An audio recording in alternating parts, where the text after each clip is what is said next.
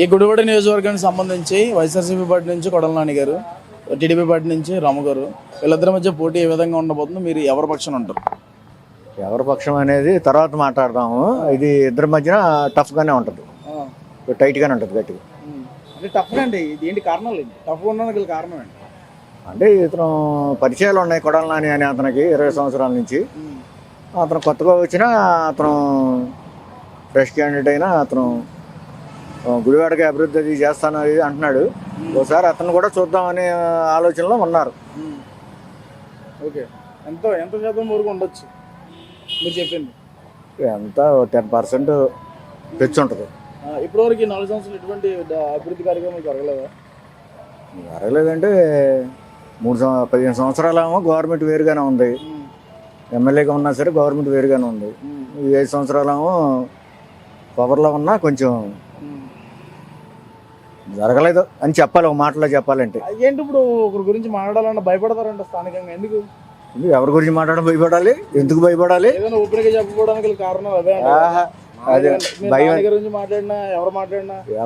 మాట్లాడినా భయపడుతూ ఉంటారు. భయపడాల్సిన అవసరమే లేదమ్మా, అసలు ఆ మాట లేదు. ఒకరి గురించి మాట్లాడాల్సినప్పుడు భయపడాల్సిన అవసరమే లేదు. ఉన్న సిచ్యువేషన్ గురించి ఎందుకు చెప్పలేకపోతుంది? చాలా వరకు ఉన్నది ఇదే చెబుతున్నాగా నేను. ఇతనికి పరిచయాలు ఉన్నాయి 20 సంవత్సరాల నుంచి. వాలంటరీ వ్యవస్థ ఎలా ఉంది? ఇది దాని గురించి మనకి లోతుగా తెలియదు. మనకు వాళ్ళతో పెద్ద ఇది పనులు తక్కువ. నేను ఎప్పుడు వెళ్ళలేదు నాన్న, సచివాలయాల గేటుకి ఎప్పుడు వెళ్ళాను. నేను వెళ్ళాల్సిన అవసరం రాలేదు, వెళ్ళే ఇది ఉంటే వెళ్ళే అవసరం ఉంటే అతనికి ఏమైనా తెలిసేది రావు. ఇప్పుడు ఏంటి మన రాము గారా కొడాల నాని గారా? ఎక్కువ % రాము గారికే ఉంది. మన గుడివాడ నియోజకవర్గంలో కొడాల నాని గారా లేదంటే రాము గారు, ఎవరికి ఓటేస్తారు? రాము గారికి వేస్తాం. ఎందుకు? ఇప్పటి వరకు చూసాం కొడాల నాని చాలాసార్లు నుంచి మాకు ఇక్కడే ఉన్నాడు, ఏం జరగలేదు. మరి మాకు అంటే ఏం జరగలేదు? మాకు జరగాల్సినవి ఏం జరగలేదు. ఏంటి అంటే ఏది డెవలప్మెంట్ ఏమి లేదు, అన్నీ ఎక్కడ ఉండాల్సిన అక్కడ అయిపోయింది. స్టేట్ వైడ్ అంటే కొన్ని విధాలుగా కొన్ని పర్లేదు. మరి ఇప్పుడు పైన వైసీపీ వచ్చినంత మాత్రం కింద అన్ని బాగోకుండా లేవు కదా, కొన్ని బాగానే ఉన్నాయి. మా వరకు అయితే మరి బాగాలేదు అనిపించింది. యూజ్ లేదు, అనవసరం. ఎందుకు వాళ్ళ వల్ల ప్రయోజనం ఉంది? ఊరికి శాలరీలు ఇవ్వడం లేదు. మీకు ఏదైనా దరఖాస్తు పెట్టుకుంటే వాళ్ళు తీసుకెళ్ళి మాట్లాడతారు.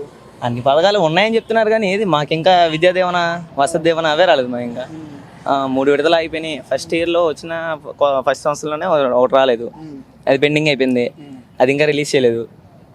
మరి ఇంకా ఇలాంటివి ఉంటే ఎవరికైనా స్థానికంగా ఉన్నటువంటి కొడాల నాని గారు ఇక్కడ అందరూ తెలుసు కదా, తెలుసు. మరి ఎలా ఫైట్ ఇవ్వబోతున్నారు? మరి వీళ్ళిద్దరు ఫైట్ ఎలా ఉండబోతుంది?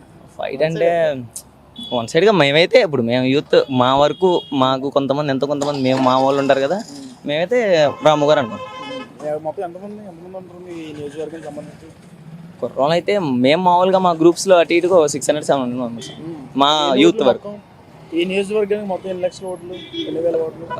ఓట్లు లెక్క తెలియదు, మనకి అంత ఐడియా లేదు. జస్ట్ సెకండ్ టైమే కదా. మరి ఇప్పుడు ఒకవేళ టీడీపీ గవర్నమెంట్ ఫామ్ చేస్తే ఎటువంటి డెవలప్మెంట్ ప్రోగ్రామ్ చేస్తుంది అనుకుంటున్నారు? అంటే ఇప్పుడు రాము గారు స్టార్టింగ్ కాబట్టి ఇప్పుడు మేము ఫ్రెష్గా చూడాలి. ఇంతకు ముందు ఉన్నదైతే మేము ఎస్టిమేషన్ చెప్పగలం, కానీ ఇప్పుడు మాకు ఫస్ట్ కదా రాము గారు, ఇది ఫస్ట్ టైం నుంచి చూడాలి. మరి ఆయన ఏమైనా వచ్చిన తర్వాత అలా జరిగిందని చూడాలి, మేము చూసి ఇంకా తర్వాత. ఓకే, కొడాల నాని గారు, రాము గారు.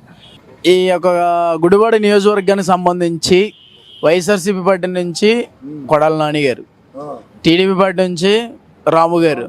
సో వీళ్ళిద్దరి మధ్య పోటీ ఎలా ఉండబోతుంది? మీరు ఎవరి పక్షం నిలబడుతున్నారు? మేమెవరి పక్షం ఏముందండి, ఇప్పుడు పోయినసారి నానికేసాం, నాని గెలిచాడు. అంతకుముందు నానికేసాం, తెలుగుదేశంలో ఉండగా కూడా నానికేసాం, నాని గెలిచాడు. ఈసారి అంటారా గుడివాళ్ళ రాజకీయం ఎలా ఉంటుందంటే ఆ వాళ్ళ పంపకంలో ఉంటుంది. ఆ వాళ్ళ అతను తీసుకొచ్చి పెట్టారు విజయవాడ మన అవినాష్ గారిని. ఈ తెలుగుదేశంలో ఉన్న వాళ్ళందరూ నాకుడు కాళ్ళే అయ్యా.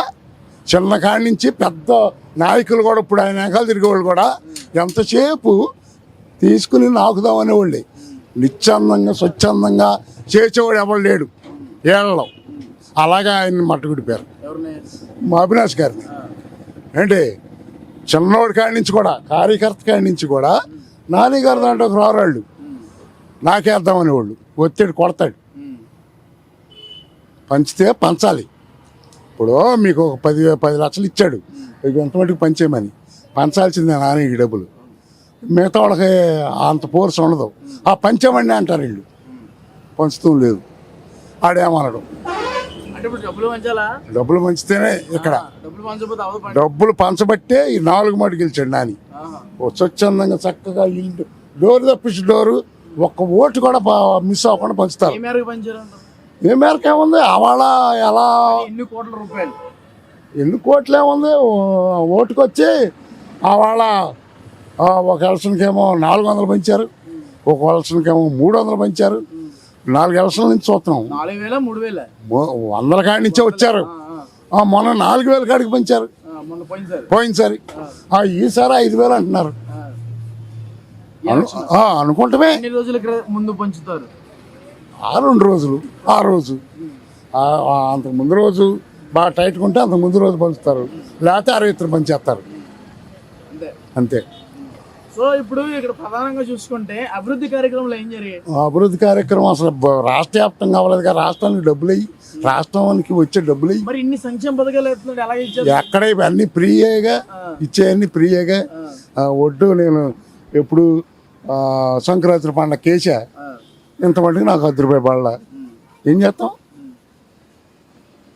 రైతులకి ఏమన్నా బాగా జరుగుతుందా? ఏం జరిగింది? ఏంటి జరిగేది? మొన్న 4,000 వేసాడు మళ్ళీ. ఎప్పుడు ఒక 20 రోజులు అయింది.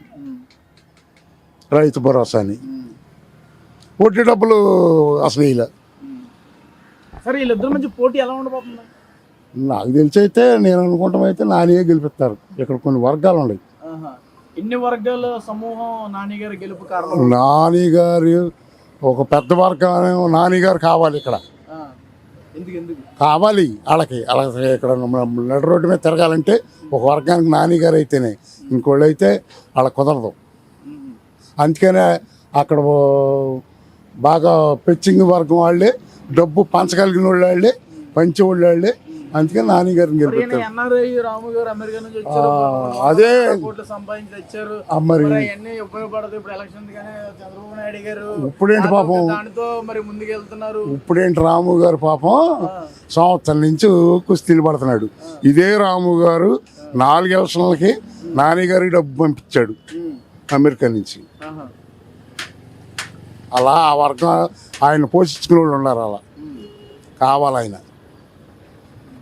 మరి వీళ్ళిద్దరు వ్యక్తులు వెనకాల ఏ వ్యక్తి వెనకాల నిలబడబోతున్నారు? ఎవరు? మేము. మీరు? నేను కొడాలి నాని గారే.